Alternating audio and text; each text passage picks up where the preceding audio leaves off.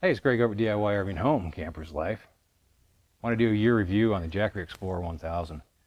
I'm trying to think of some bad to say about it. And that's actually the truth. They contacted us about a year ago, asked us if we wanted to test it, give them an honest review. And so we've had it out camping. I've had it here at the house doing numerous projects. We've done so much upgrading the electrical on the trailer here. I've got solar, I've got an inverter, major work on it. And a lot of that, I had to cut the power off, and I used the Jackery exclusively on any of that. When I'm doing my filming stuff, right now I don't have it set up, but for extended periods of time, I'd hook it up and keep all my stuff running. Out camping, we would run the Instapot. We actually ran a dorm refrigerator with it. Right now, I'm doing a test where I've got a cooler here by Set Power, and I'm doing actually a cool down test all the way down to freezing 0 degrees to some testing. So it's running right now, and it's at 98%. It's been running for about a little over a half hour. We're just drawing 62 watts off of it. But it's been working flawless. I actually found a couple things that it won't run, and that is, of course, a hair dryer on high. It was like a 1500 watt hair dryer.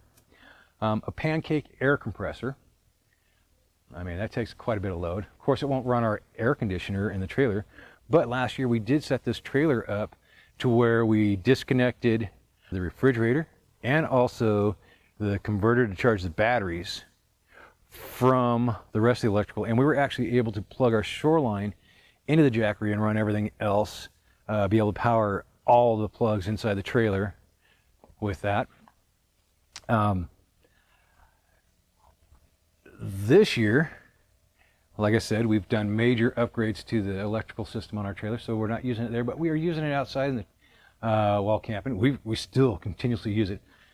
I even use it inside too, inside the trailer, when the batteries are low, because right now we still have lead acid batteries. If the batteries are kind of low on the trailer, we use that, and I've used that to charge my laptop, charge all my accessories, my toys that I've got, keep those charged up. And then when the sun comes out, I can go ahead and plug their solar panels in, recharge this thing up. And you can see I do have the solar panels out. I'm gonna have to move it because there is a little bit of shade coming on. So let's just drag these over a little bit, get them in the direct sun. And if you notice, I'm just going to leave them like that. There's an orange cord. Now I've taken and I've actually made this extension so I can have my Jackery power station in the shade and still charge it. And it's just using the Anderson power pole connectors. So we'll just plug it in right there. Now this does have an MPPT style charger, so it's going to take a second for it to see and start charging with the solar panels. And as you can see right now, we've got 92, 91. Now this is about 9:30 in the morning, so we're not getting the direct 100% sun, but we're still pulling 90 watts off those two panels, and we're only putting out 60 watts. So of course, we're going to be able to recharge this, no problem, keep it charged up. As for the solar panels, you can see on the back, they've got legs that hold them in place. So you can position them, and you can, move them a little bit to change the angle. The cord for the panel is pre-attached right here. And off this block right here, you actually, if you can see it, there's a Type A and Type C charging port right there, USB. So you don't even have to have this plugged into the Jackery to charge off of. You can just charge right directly with that. There is magnetic closures on this, so they'll stay closed while you have them stored. Now, this is an original panel, and this one is a new one. We had one that just decided to quit working. We contacted Jackery, and it was quick. Within a week, they sent the new replacement out, and also the other one was sent back to them. Hopefully they can figure out what it is, and maybe it's something they can adjust on their next version of this. Some things I did notice between this one and the newer one is, first of all, if we look at the legs right there, you'll see there is a elastic band right there that's pulling that strap up. Now that allows for positioning of the leg, keep it from going anywhere. On the old one, it didn't have that, so that just kind of sat there. But at the same time, we'll just get in the way right here. You can see that when it closed, there's a Velcro right underneath it, so you'd have to actually lift that up to close it. Now on the new one, you don't have to worry about that because it automatically pulls itself up. I've done some scratch tests on it and it hasn't caused any issues.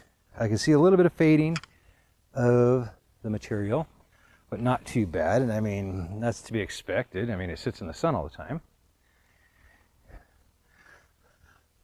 But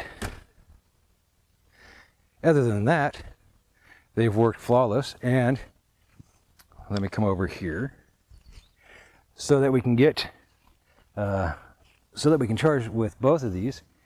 There is a parallel adapter that Jackery has that sends out, and as you see, it goes from an 8mm plug, barrel style, into this Y, and it comes out with an Anderson power pole connector on the end.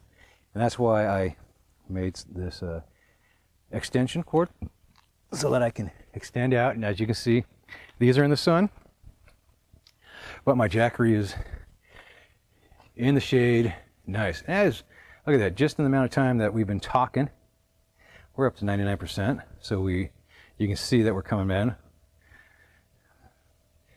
So the nice thing about this is the fact that running this cooler here, we will be able to keep the Jackery charged, and at the same time, when the sun does go down, we'll have the power to keep this cool all night if we wanted to run it off of this. And so now, as a bonus, when the Jackery is full at 100%, I can actually utilize the solar panels to help charge the trailer up faster, because I took this Furrion solar prep plug right here and modified it. I gutted it, and I actually put a Anderson power pole quick connect right there. Now I can just come in, plug that in, and now I'm actually able to utilize those solar panels on the trailer and charge up the batteries. Now some of you are going to see there is no charge controller on the trailer. Actually, there is one now, right there. I added one to it when I modified it, just so I can do this. Now I don't have to have a charge controller external. So there's an added bonus with those solar panels. All right, I can keep talking to you for hours on end about what I think about this and how much it's exceeded my expectations. But I'm just going to tell you, I would recommend it. I would buy them. And I definitely am not living without them. I use it all the time, camping, at the house, and I even lend it out to let other people try. That's how much I like it. So just quick, easy, your review. Yes, love it. If you guys like the video, please hit the like button, subscribe, share. Until the next one, happy camping.